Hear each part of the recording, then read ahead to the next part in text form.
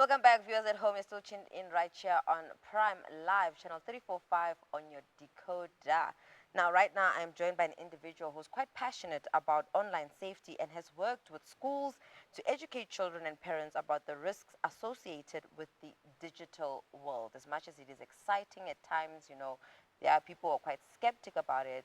Truth of the matter is we are living in a digital world, and if we embrace the pros without really navigating or trying to address the cons, really we're setting ourselves up for failure. And joining me for this beautiful, interesting conversation is Shaahid Amod, with 20 years of experience and a deep expertise in cyber investigations, vulnerability management, and business development. Assalamu alaikum, Mr. Ahmed. Jazakallah so much for joining us tonight. Wa alaikum salam. Shukran for having me on.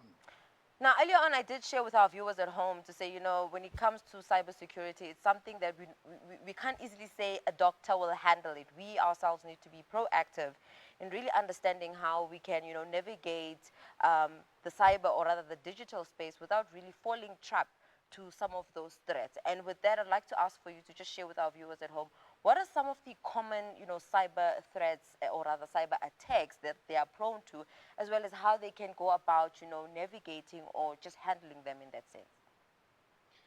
So I think what we've got to look at, or maybe let's take this into perspective, right? At any given household, there are at least 3 to 8 devices. So your cell phones, your laptops, your iPads, your tablets, and all of that is connected. So what a lot of the threat actors are doing today is they trying to get as as quickly as possible the easiest target, and they use things like a phishing attack, which basically means they'll send out an SMS or they'll send out an email and talk about how urgent it is for you to click on this particular link. Once you click on that link, they're basically trying to extract personal information from you, which they use at a later stage. Or identity theft, right? And I think that's a big thing, where they steal your identity on WhatsApp or on Facebook and try and extort money from a lot of your friends or family. Uh, Ransomware, to a certain degree, and also specific account breaches. And if you think about it, we're so connected today on the digital front, on things like Facebook and Twitter, TikTok. Those are the platforms that we also got to be extremely cautious when using. Earlier on we had Brandon Peterson sharing in that creating a password should be sentences and phrases. And now I'm thinking, from time to time, I don't know how many some of us had to change our passwords because we forgot those very much, detailed and quite encrypted passwords that we had to create. But in your view, Mr. Ahmed, what would you say are some of the best practices when creating strong passwords and keeping them secure, and also just remembering them? So let's have a look at strong passwords. I think using a phrase is so important, right? But it's actually very simple. It's things like using a 4-digit password or 8-digit password could be very easy for a hacker to get in.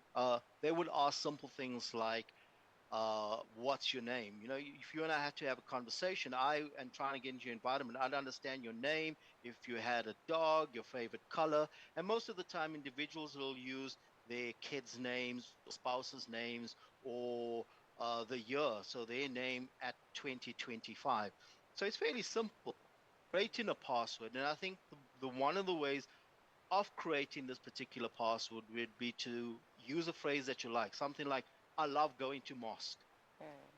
Using that particular phrase, also changing up where specific letters are capital letters or changing them into characters. And you can literally use that again down the line where you say, I love going to a particular mall, or I love going to the bathroom, something weird. But in that format, you've got a very long password, and always just remember to change the characters. Now, the longer the password, the more characters you have, the harder it is for these threat actors to break in. Now, with that being said, we know as individuals living in an economy that is like 15.5% VAT, looking at the idea of, data quite expensive, and how going into spaces that offer what they call public Wi-Fi connections or networks. It's something that we get excited for, and we so readily want to connect to it. Why would you? What cautiousness would you share with our viewers at home in terms of when you are in that, or rather connecting to that network or that Wi-Fi? What should we bear in mind, and what are some of the things that we shouldn't probably engage in terms of opening maybe your bank account or your online banking in that sense, so that you're protected? And how is it exactly that using that public Wi-Fi prones you or leaves you vulnerable to being hacked in that sense? So it's something very simple. I think it's a lot of the techniques that we kind of use, especially when we're at events and we've got a lot of individuals that will join the public Wi-Fi because they need to connect. And you connect to that public Wi-Fi, and then before you can even enter in to start using it, we'll ask specific questions. And in that questions, we'll ask your name, your address, your telephone number, and we're trying to get as much information and personal information as possible. And in that, there's somebody on the back end that is collecting all of this particular data. So that's something that you need to take into consideration.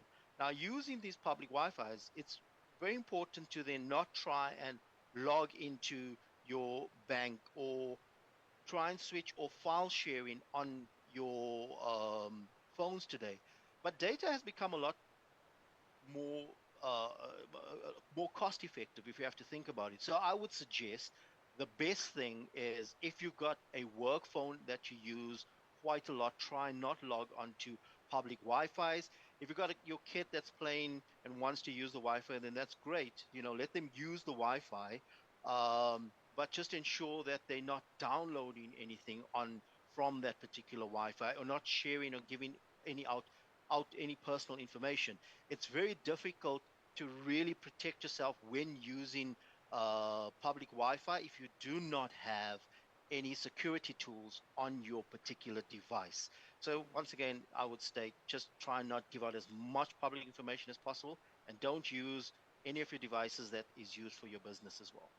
Now, Mr. Ahmed, I'm just going to stretch this question further to ask that if someone is finding themselves to say, I have a child who, usually uses my phone to play games or just, use the phone in general, and only after I find that, okay, they've been, buying things and probably created that sense of vulnerability, is there a way of now coming out of it without really, getting rid of the device or having to change passwords? Like, basically, is there any tip or solution to that? So there's a number of things you can do. We could probably spend quite a lot of time talking about this, but I think the most important thing is the initial preventative measures that you need to take and put into place.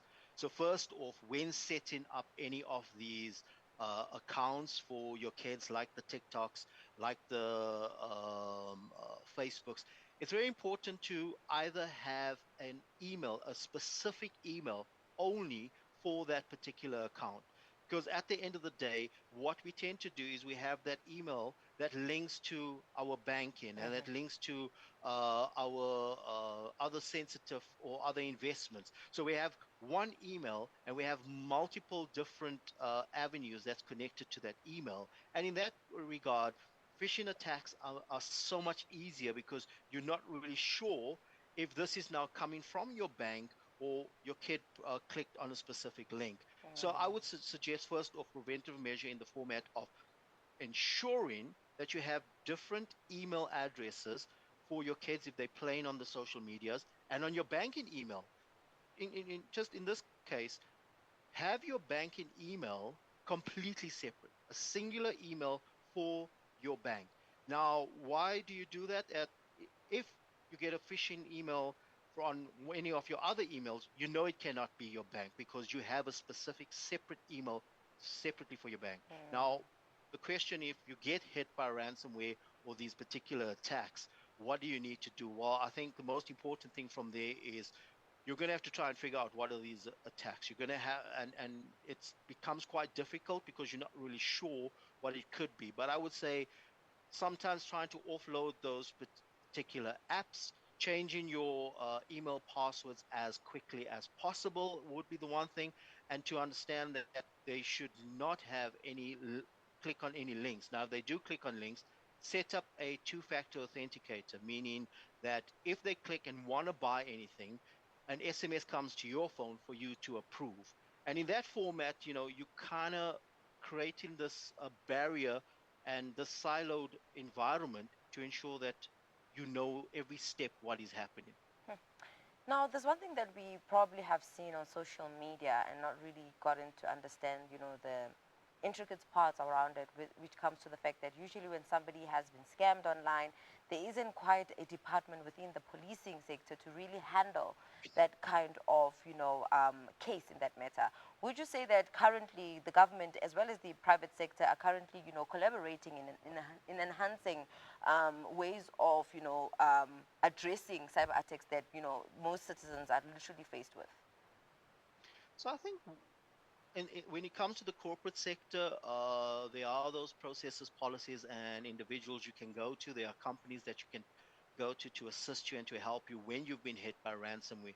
I think when it comes to individuals, there's a lot more that we should be doing. I think from an education perspective, I think from an environment or a go-to company that can help you as an individual to, help understand, have you been compromised? Is your information on the dark web? If you are compromised, how can you fix this or mitigate this? So I think a lot more attention from the government and including from the private sector and all of these, like the banking sectors and the telcos, need to start doing a lot more, not just to say, okay, you are protected, but to give you an avenue that when you are hit with any of these particular attacks, can they assist you? Can they help you from that particular perspective? And a lot of the banks do try, and a lot of the telcos do try, but I think they need to do better. Now, in closing off our conversation, is there any, information that you can share for our viewers at home in means or in ways of staying proactive with regards to, cyber security threats that are out there, as well as best practices that they can really, partake so that they avoid being scammed or even, fished in that sense? I think we love our phones a lot, right? I think all of us love our phones a lot. So always staying ahead of the news. We've just, as you've seen, a telco's recently been breached. A few banks over the couple of months have recently been breached.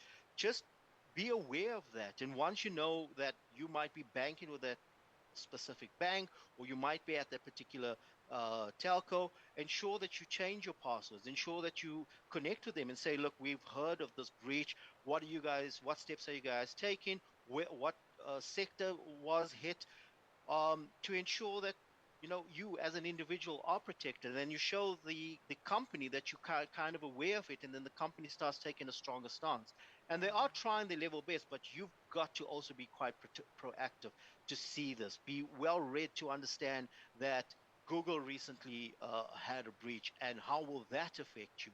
Always changing your passwords, right? So the password has to be changed as often as possible. It becomes an issue sometimes to say, oh, I'm so busy. But if you're that busy, just know this. If they get into your bank, they're taking all your money, and to get it back could be extremely difficult, if at all, getting it back. So changing your password once a month might save you from that pain. Understanding what your kids are doing on social media can protect you from that pain. Making sure that you have strong passwords and multi-factor authenticators in your environment. Anybody that comes into your house and is using your Wi-Fi, set up a guest network for them. So it's these small little practices that you've got to put into play for you to keep that protected, especially today that we work in a lot from home. So we have a lot of our company information as well that could be compromised. Mr. Shaikh, Jazakallah so much, for joining us tonight and really making us, aware of some of the threats and how we can remain quite, proactive in terms of how we protect ourselves and protect our assets, since we are living in a digital world. Everything from life, communication, finance is quite digital in that sense. But Jazakallah so much for sharing. Shukran. Okay. Assalamu alaikum, everyone. Wa alaikum salam wa rahmatullahi wa barakatuh. Viewers at home, that was my guest Shaahid Amod, who is a seasoned professional in the IT as well as cybersecurity industries with over 20 years of experience. That's where we close it off for now. Let's head over to an ad break. We'll see you just after that.